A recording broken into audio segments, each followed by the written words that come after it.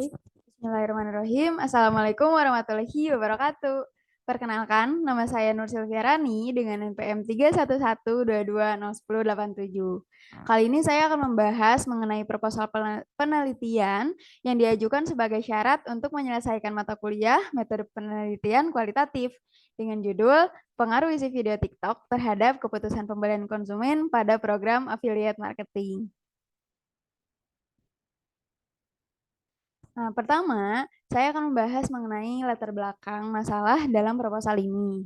Nah, apa sih yang melatar belakangi masalah ini? Jadi yang melatar belakangi masalah ini ialah bahwasanya seperti yang sudah kita ketahui bahwa kalau TikTok itu kan telah menjadi platform media sosial yang sangat populer, terutama di kalangan generasi muda ya. Dalam beberapa tahun terakhir pun, platform ini juga telah menjadi tujuan utama bagi pemasar dan pengiklan untuk mempromosikan produk mereka. Nah, Indonesia semakin tertarik nih dengan TikTok gitu. Platform video pendek yang mendapatkan popularitas yang sangat luar biasa ini tuh menjadi media sosial yang mengalami lonjakan gitu dengan fokus khusus pada pengembangan TikTok. Nah, strategi pemasaran yang telah berubah di era modern ini dengan sejumlah bisnis kini mengandalkan media sosial untuk meningkatkan penjualan produk melalui penggunaan program afiliasi atau kita biasa sebut dengan influencer gitu. Nah, ini tuh menjadi salah satu inisiatif juga dan inisiatif ini melibatkan pemberian penghargaan kepada individu atau entitas pihak ketiga yang telah menjual barangnya secara efektif lalu menawarkan mereka sebagai imbalannya itu berupa komisi gitu. Komisi berupa uang ya. Nah, terlepas dari popularitasnya TikTok yang luar biasa dan meluasnya penggunaan pemasaran afiliasi, penelitian mengeksplor dampak konten video TikTok terhadap keputusan pembelian pelanggan dalam program semacam ini tuh tidak cukup gitu. Jadi akibatnya saya sendiri perlu melakukan penelitian menyeluruh yang bertujuan untuk memahami bagaimana sih konten video atau konten videonya itu seperti apa sih gitu video TikTok yang dapat sampai mempengaruhi keputusan pembelian dalam pemasaran afiliasi ini atau affiliate marketing gitu. Lanjut masuk ke identifikasi masalah. Nah, jadi penelitian sebelumnya itu cenderung memusatkan perhatian pada platform media lainnya. Jadi sebelumnya tuh peneliti hanya sebagai kenapa sih gitu mencari alasan kenapa sih para pengguna platform media sosial lain seperti Instagram atau YouTube tuh pindah menjadi ke TikTok. Nah, dan itu tuh belum banyak yang secara spesifik menyelidiki pengaruh isi video TikTok ini gitu pada keputusan, terlebih kepada keputusan pembelian konsumen dalam program affiliate marketing ini. Nah, lalu meskipun program affiliate marketing ini telah digunakan secara luas, penelitian yang secara khusus mempertimbangkan pengaruh isi video TikTok pada keputusan pembelian konsumen itu dalam kerangka program ini itu masih terbatas gitu ya. Dan penelitian lebih lanjutnya diperlukan banget untuk memahami bagaimana sih konten video TikTok dapat mempengaruhi apa? Mempengaruhi interaksi konsumen dengan program ini gitu. Termasuk untuk menambah tingkat kepercayaan, lalu niat pembelian dan efektivitas program ini gitu. Nah, konsumsi konten-konten video di TikTok itu memiliki ciri khas dan trennya masing-masing ya. Namun memang literatur yang ada belum sepenuhnya mengeksplorasi tren tersebut gitu dan sampai ke bagaimana pengaruhnya terhadap keputusan pembelian gitu. Nah, penelitian lebih lanjut ini tuh diperlukan untuk memahami bagaimana si konteks video tersebut bisa unik gitu dan sampai tujuannya tuh untuk mempengaruhi perilaku konsumen untuk membeli produk tersebut gitu. Nah, Beberapa faktor kontrol yang dapat mempengaruhi keputusan pembelian itu bisa seperti demografi atau pengalaman penggunaan TikTok gitu dan preferensi konsumen. Itu memang belum sepenuhnya dipertimbangkan dalam penelitian yang ada gitu. Studi yang lebih komprehensif harus memasukkan beberapa faktor nih. Faktor-faktor ini sebagai variabel kontrol untuk memperoleh pemahaman yang lebih lengkap tentang pengaruh isi video TikTok gitu pada keputusan pembelian konsumen dalam program ini. Tuh. Lanjut, masuk pada bentar.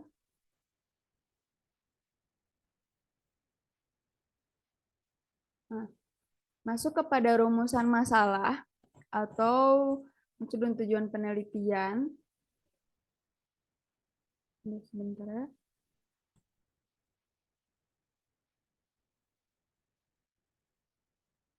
Nah, penelitian ini tuh dimaksudkan untuk mengidentifikasi dan menganalisis secara khusus pengaruh isi video TikTok terhadap keputusan pembelian konsumen itu.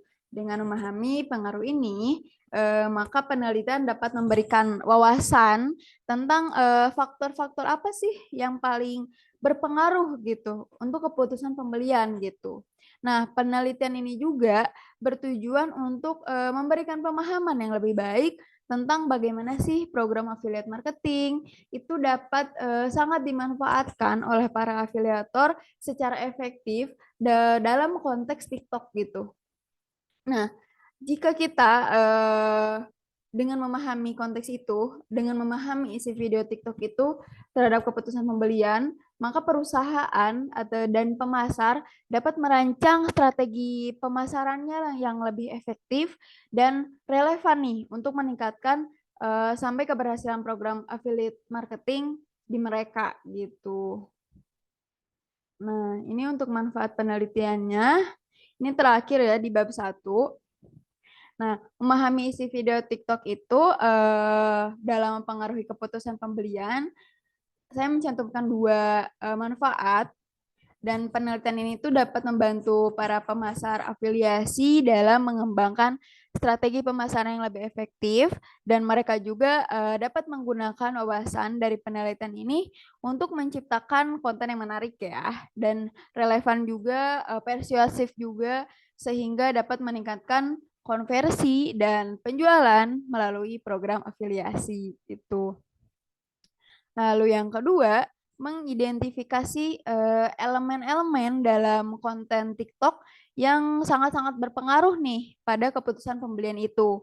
Misalnya penelitian ini tuh dapat mengungkapkan jenis konten apa sih, lalu gaya komunikasinya seperti apa sih, atau mungkin ada pesan-pesan khusus gitu, pesan-pesan tertentu yang paling efektif dalam mendorong konsumen untuk melakukan pembelian itu seperti apa. Nah, hal ini tuh akan membantu para pemasar afiliasi dalam menciptakan konten yang lebih relevan dan terutama lebih menarik. Tuh.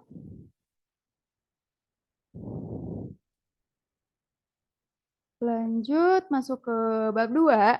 Saya akan menjelaskan apa sih affiliate marketing dari tadi ngomongin affiliate ya. Nah, affiliate marketing adalah program yang dimana kamu atau teman-teman semua mempromosikan produk ataupun jasa dari sebuah brand atau satu brand ini dan akhirnya tuh kalau misalkan kalian berhasil menjual produk itu kepada konsumen, maka akan mendapatkan komisi nih dari setiap pembelian yang terjadi gitu. Nah, affiliate marketing atau pemasaran afiliasi ini tuh tidak hanya menguntungkan satu pihak, jadi bukan hanya menguntungkan para pengusaha atau pelaku bisnis juga, tapi si affiliate marketer juga itu ikut menguntungkan juga, ikut terbantu gitu. Nah, ini tuh jadi salah satu strategi juga ya. Nah, strategi ini tuh dikenal sangat efektif nih untuk meningkatkan sales atau penjualan produk gitu. Dan berdasarkan data dari Rakuten Advertising bahwa 80% brand menggunakan affiliate marketing ini, jadi 80% brand itu sudah menggunakan affiliate marketing ini gitu. Dan kalau teman-teman cek di Google juga, kalian akan menemukan pasti banyak brand yang membuka program afiliasi ini. Baik itu brand kecil gitu ya, mulai dari brand kecil, terus peminatnya juga banyak, sampai perusahaan besar gitu apalagi gitu. Dan karena ini tuh bisa memberikan penghasilan tambahan apabila terjadi pembelian menggunakan link afiliasi yang kamu bagikan. Mungkin kalau penjelasan ini lebih baku gitu ya.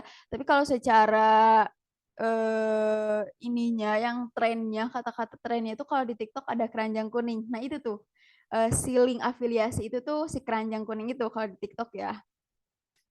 Nah, siapa aja sih gitu yang bisa gabung atau mendaftar sebagai affiliate marketing? Nah, itu tuh tidak hanya influencer, karena emang sih ini tujuannya mereka yang pengen afiliasi, kalau misalkan mereka ingin gitu produknya laris gitu kan yang mereka promosikan, setidaknya kan harus mendapatkan follower atau jumlah engagement yang besar gitu. Terlebih kan buat influencer gitu. Tapi kita juga bisa perlahan kok gitu, sedikit-sedikit. Makanya di sini jelaskan tidak harus influencer ataupun selebgram ataupun seleb TikTok ataupun seleb tweet gitu. Karena umumnya program ini juga tidak mengharuskan kamu memiliki banyak follower karena itu yang tadi saya bilang itu perlahan gitu. Nah, dan di media sosial ini juga kan gratis gitu. Jadi teman-teman nggak perlu khawatir untuk mengeluarkan biaya pendaftaran ataupun biaya lainnya gitu. Lanjut, masuk ke TikTok sebagai platform media sosial. Sebetulnya tadi saya sudah jelaskan ya sedikit bahwa si TikTok ini tuh menjadi platform media sosial. Nah, salah satu aspek yang membuat TikTok begitu populer adalah si algoritma rekomendasi yang kuat sehingga TikTok ini tuh mampu menganalisis preferensi pengguna dan memberikan konten yang disesuaikan dengan minat mereka. Jadi dengan demikian pengguna itu seringkali nih menemukan konten yang relevan dan menarik di TikTok tanpa harus mencarinya secara aktif gitu ya. Nah, TikTok juga menawarkan beberapa jenis konten video yang dapat ditemukan oleh pengguna. Itu tuh apa aja sih? Kalau kalian perhatiin ya, itu ada beberapa. Yang pertama, tarian dan playback. Itu tuh seperti dance seperti itu ya, dance pakai sound-sound yang ada di TikTok, terus komedi dan hiburan gitu kan. Terlebih komedi dan hiburan kadang bisa masuk ke live juga, live yang komedi gitu, yang isinya komedi. Terus ada lip sync dan dubbing. Nah, kalau lip sync dan dubbing itu kan pasti pakai sound-sound yang viral di TikTok gitu ya. Terus ada tantangan atau challenge, itu banyak banget. Pasti kalian juga pasti sering nemuin. Terus ada tutorial, entah tutorial berjualan atau tutorial lain-lainnya gitu ya. Terus ada review produk. Nah, review produk ini tuh sering dimanfaatkan atau sering digunakan oleh para afiliasi marketing gitu, affiliate marketing. Karena mereka kan ibaratkan menjual produk, maka mereka juga harus kayak ibaratkan merekomendasikan produk ini biar konsumen pada tertarik dan akhirnya beli gitu. Terus ada unboxing, ini bisa juga digunakan untuk para affiliate marketing untuk konten dia gitu, menjadi konten plan dia. Ini rekomendasi sama aja. Terus ada edukasi. Nah, edukasi ini tuh banyak banget ya, entah edukasi penjualan, entah edukasi apa ya, belajar desain atau apapun itulah yang berkaitan dengan edukasi gitu. Nah, masuk kepada keputusan pembelian. Nah, ada 5 poin nih yang dapat menjadi perhatian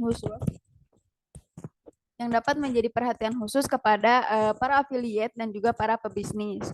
Yang pertama, persepsi produk. Nah, persepsi produk ini tuh mengacu pada cara konsumen menafsirkan dan memahami si produk atau merek tertentu nih.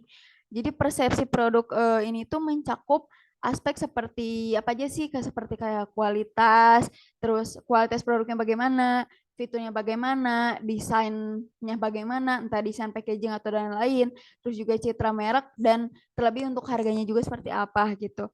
Nah, kalau konsumen punya persepsi positif terhadap produk gitu, udah dapat persepsi positif terhadap produknya, maka mereka memang cenderung lebih mungkin untuk membelinya.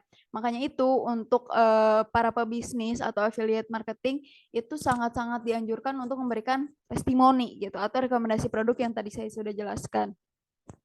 Terus yang kedua, kepercayaan konsumen. Yang tadi saya sudah bilang juga, kepercayaan konsumen adalah suatu keyakinan nih, bisa ngebuat konsumen yakin atau sikap positif konsumen terhadap keandalan, terus integritas dan kualitas produk atau juga merek gitu.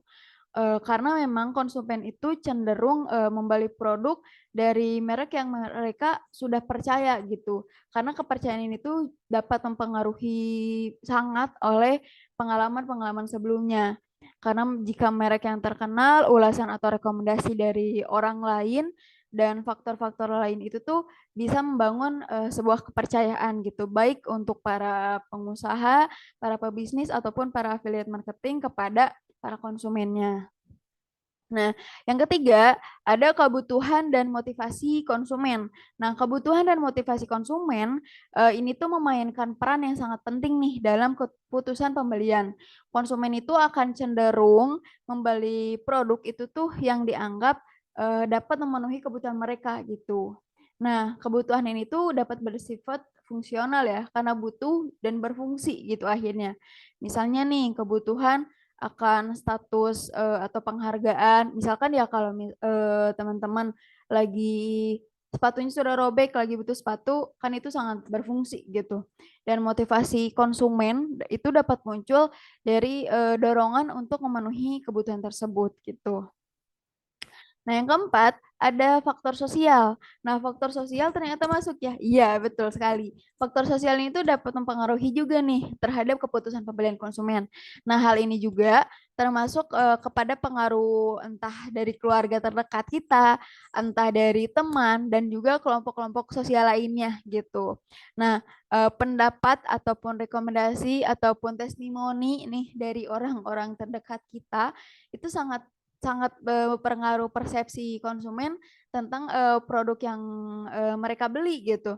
Selain itu juga kan norma sosial dan tekanan sosial juga emang dapat mengaruhi keputusan gitu. Ya bayangkan saja ketika kita lagi bingung nih produknya itu bagus atau enggak ya. Ternyata ketika kita cerita ke teman-teman kita gitu, terus ada yang pernah beli dan akhirnya testimoni dari mereka tuh positif. Ya akhirnya kan kita jadi percaya dan pengen beli. Nah, itu tuh yang jadi faktor sosial itu tuh, contoh faktor sosial ya. Terus yang kelima ada faktor psikologi. Nah, memang sebetulnya psikologi itu kita tidak akan jauh dari kehidupan kita gitu. Dan penjualan pun mereka selalu menggunakan taktik psikologis ini gitu. Nah, beberapa faktor psikologis itu dapat mempengaruhi juga kepada keputusan pembelian. Seperti misalnya nih, persepsi risiko konsumen ataupun persepsi nilai, persepsi kontrol, merek, terus harga dan sikap konsumen terhadap merek atau produk tertentu itu selain faktor seperti emosi, motivasi dan juga diri juga itu memainkan peran nih dalam keputusan pembelian. Kalian juga kan pernah ngedengar ibaratkan kayak warna A itu tuh dapat mempengaruhi ketertarikan konsumen ketika pertama kali melihat. Nah, itu tuh yang bisa jadi faktor psikologis tuh, contoh dari faktor psikologis itu.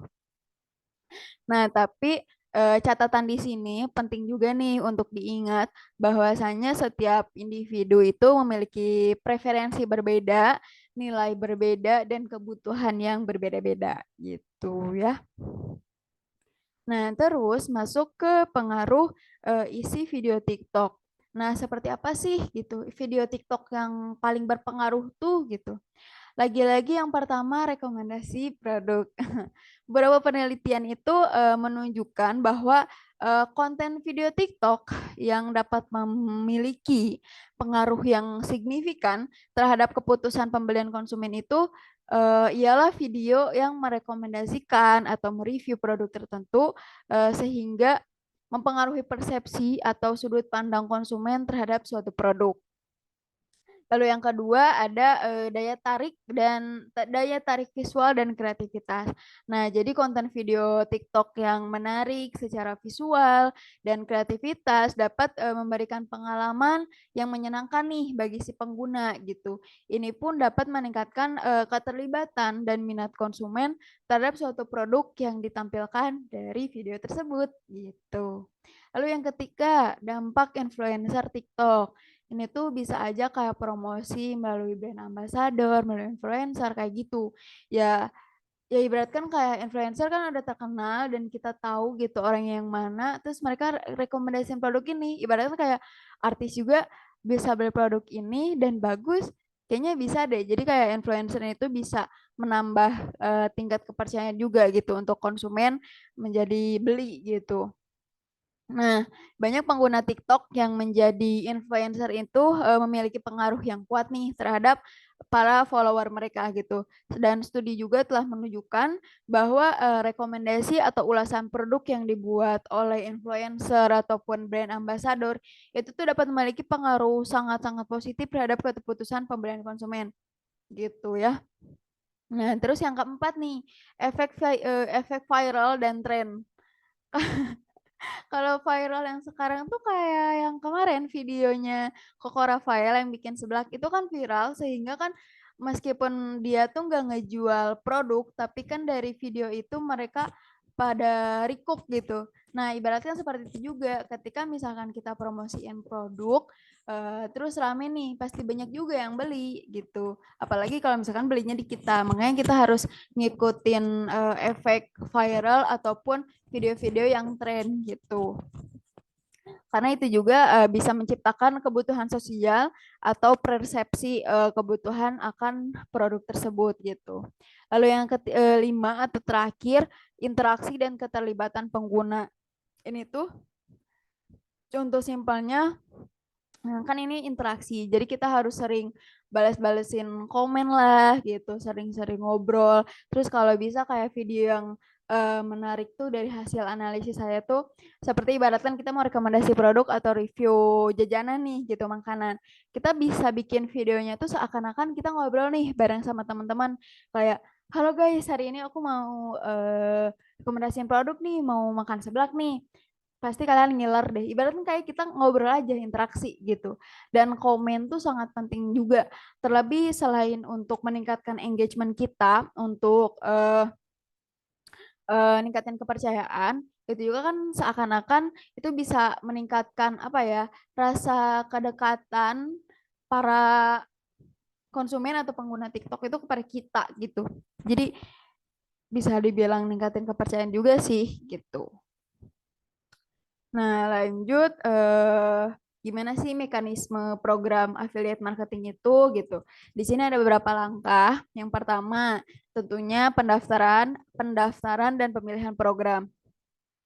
Nah, pemasar atau influencer itu tuh daftar dulu nih ke program affiliate marketing yang disediakan oleh si TikTok ini. Kita ngomongnya TikTok ya, atau melalui jaringan afiliasi. Nah, mereka juga akan memilih produk atau layanan yang sesuai dengan niche atau minat mereka gitu. Minat mereka mau kemana gitu. Karena setiap affiliate itu pasti beda-beda ya. Nah, yang penting daftar dulu. Terus kita harus dapetin tautan afiliasi. Kalau di TikTok kayak cek keranjang kuning kayak gitu, keranjang kuning. Nah, setelah diterima sebagai afiliasi gitu kan. Nah, ini proses yang kedua dan mereka itu pasti bakal diberi tautan afiliasi unik yang terkait dengan produk atau layanan yang mereka pilih gitu atau layanan yang mau mereka promosikan. Nah, tautan ini juga akan melacak nih aktivitas pengguna yang dikirim oleh afiliasi gitu. Lalu proses yang ketiga, kita udah nih lanjut membuat konten promosi. Nah, afiliasi ini tuh akan membuat konten promosi menggunakan TikTok seperti video pendek yang menarik dan kreatif tentunya, terus unik juga.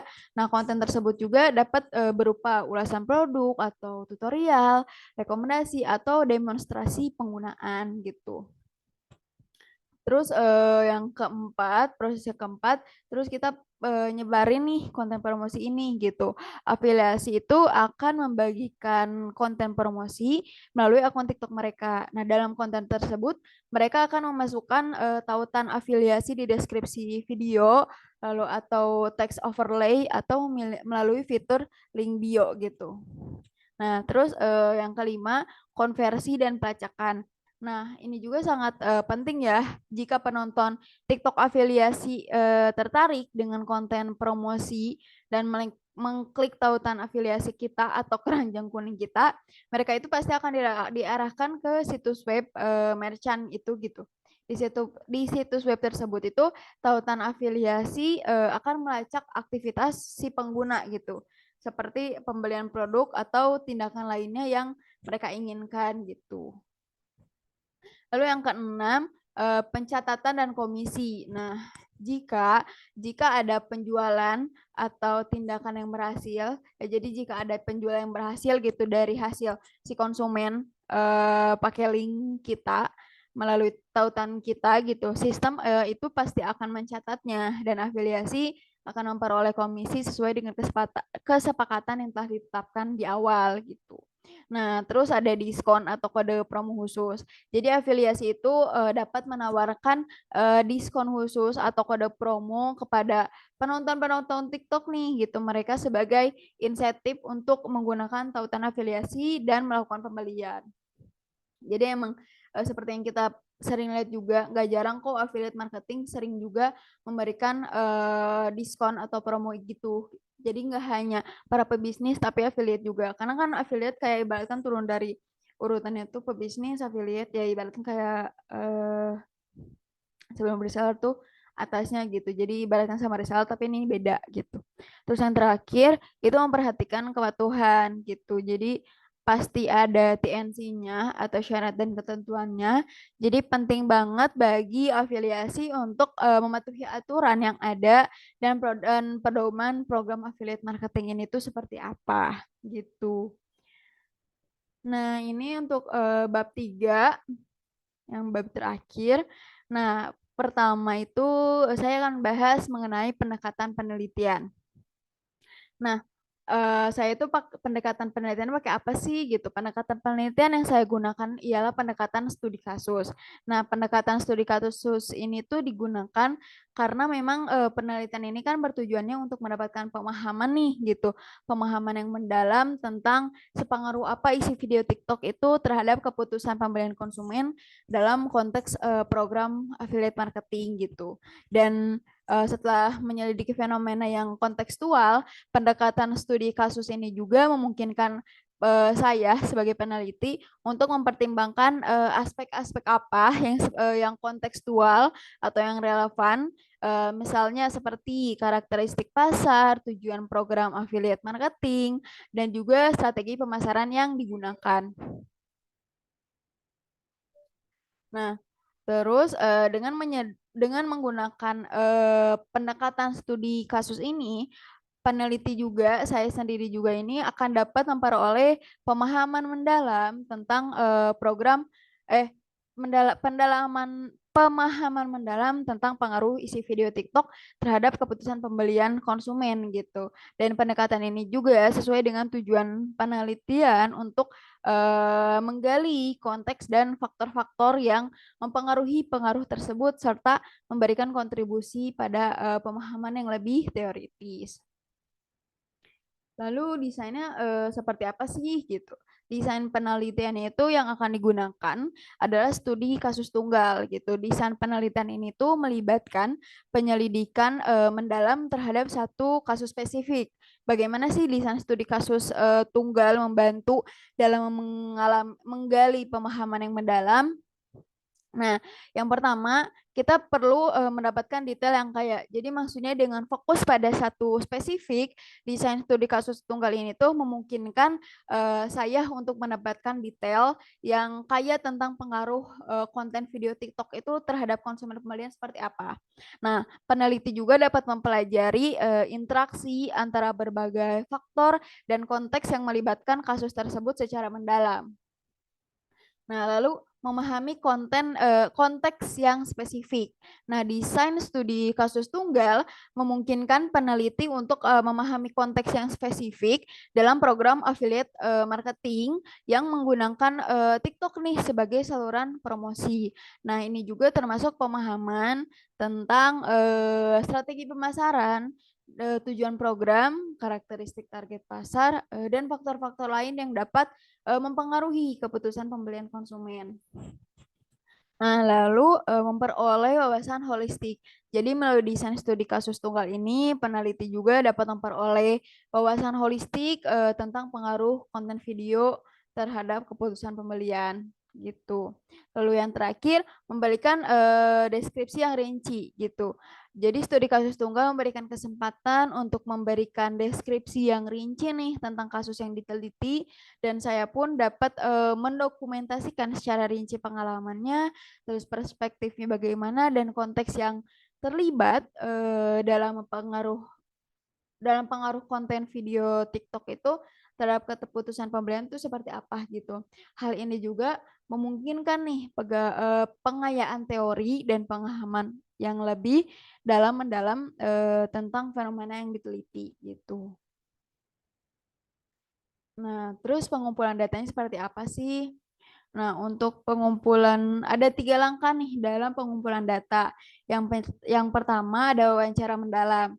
Nah, wawancara mendalam itu tuh melibatkan interaksi langsung antara peneliti dan responden gitu, di mana memang peneliti atau saya sendiri mengajukan pertanyaan terperinci untuk memahami pengalaman. Jadi saya menyediakan list pertanyaannya gitu. Dan teknik ini juga memang dapat digunakan untuk mengumpulkan data kualitatif khususnya yang mendalam tentang pengaruh konten video TikTok itu. Terus yang kedua observasi partisipan.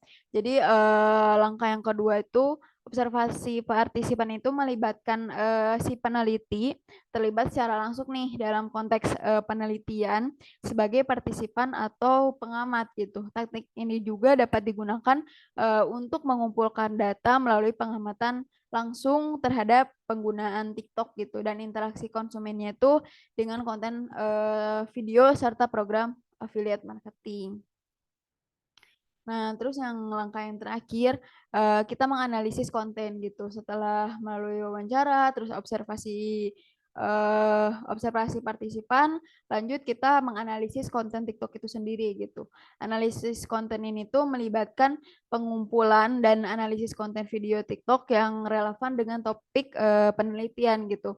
Jadi teknik ini tuh dapat digunakan untuk mengumpulkan data-data tentang jenis konten yang diproduksi gitu, terus strategi pemasaran yang digunakan juga, terus interaksi pengguna dengan konten tersebut seperti apa, serta respon dan komentar yang diberikan oleh pengguna lain terhadap konten video responden ini gitu. Lanjut masuk ke responden atau subjek penelitian. Jadi saya bikin 3 poin juga. Di sini tuh ada kriteria inklusi. Jadi yang pertama itu pengguna aktif TikTok. Nah, jadi responden itu harus merupakan pengguna aktif TikTok yang secara teratur menggunakan platform tersebut. Jadi harus aktif banget ya di TikToknya. Ibaratkan kayak seminggu entah setiap hari gitu upload TikToknya, atau enggak seminggu 5 kali gitu. Terus terlibat dalam program affiliate marketing karena ini yang paling penting gitu. Responden juga emang harus terlibat nih dalam program ini, baik memang sebagai pengguna atau sebagai afiliasi yang terlibat dalam mempromosikan produk melalui program ini. Lalu yang terakhir membuat keputusan pembelian. Nah, responden harus memiliki pengalaman nih dalam membuat keputusan pembelian itu seperti apa gitu, entah baik produk ataupun layanan yang mereka promosikan melalui program affiliate marketing. Nah, masuk ke ini tuh sebetulnya masih membahas responden atau subjek penelitian. Jadi tapi kali ini saya akan menjelaskan mengenai metode pemilihan responden gitu. Karena ini masih masuk ke dalam subbabnya responden atau subjek penelitian. Nah, Pemilihan responden yang dapat dilakukan melalui beberapa metode ini tuh ada dua nih. Yang pertama pemilihan acak. Jadi memang responden dipilih secara acak dari populasi target yang memenuhi kriteria inklusi tadi, dan hal ini tuh dapat dilakukan dengan memanfaatkan platform survei online. Jadi saya membuat survei online atau bisa juga melalui basis data yang relevan gitu. Terus pengambilan sampel bertarget. Jadi responden dipilih nih gitu berdasarkan kriteria tertentu yang relevan dengan tujuan penelitian saya gitu. Seperti memang tingkat keterlibatan dalam program affiliate marketing ataupun tingkat interaksi dengan konten video TikTok gitu. Nah, kalau bertanya jumlah responden yang direncanakannya tuh bagaimana sih gitu. Jumlah responden yang direncanakan itu memang akan tergantung pada sifat penelitiannya gitu. Kompleksitas fenomena yang diteliti itu dan batasan sumber daya yang tersedia.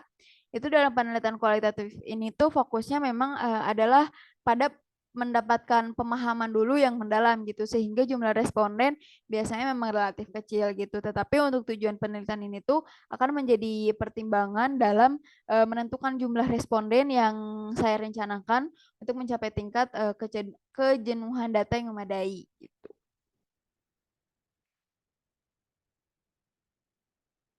Setelah kita menentukan responden, kita masuk ke proses analisis data. Proses analisis data. Nah, proses analisis yang dipakai ialah analisis tematik, analisis naratif, atau analisis biasa disebut ini tuh analisis grounded theory. Nah, data kualitatif yang diperoleh dari wawancara observasi atau analisis konten TikTok itu perlu ditranskripsikan dulu nih secara rinci agar bisa saya analisis dengan lebih baik. Terus transkripsi memungkinkan lalu transkripsi ini tuh memungkinkan saya juga untuk mengidentifikasi kutipan penting nih yang relevan dengan penelitian itu apa gitu. Selanjutnya ke proses coding gitu. Proses coding itu yang melibatkan mengidentifikasi unit informasi, beberapa informasi yang sangat signifikan dalam data dan memberikan label atau kode kepada setiap unit tersebut gitu.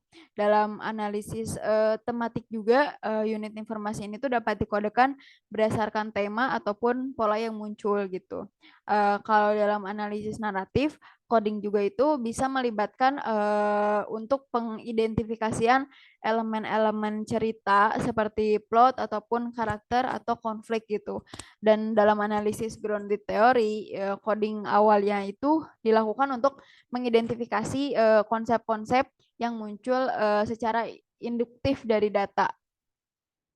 Nah, setelah proses coding, itu data dapat dikelompokkan berdasarkan tema atau kategori yang muncul gitu. Pengelompokan ini tuh membantu dalam memahami pola-pola yang muncul dalam data dan memfasilitasi analisis yang lebih komprehensif gitu. Nah, setelah data dikelompokkan, peneliti atau saya pun dapat melakukan analisis lebih lanjut, menggali makna hubungan dan temuan-temuan yang relevan dengan penelitian gitu. Dan terakhir ada etika penelitian. Memang ada beberapa pertimbangan nih, pertimbangan etika yang perlu kita terapkan.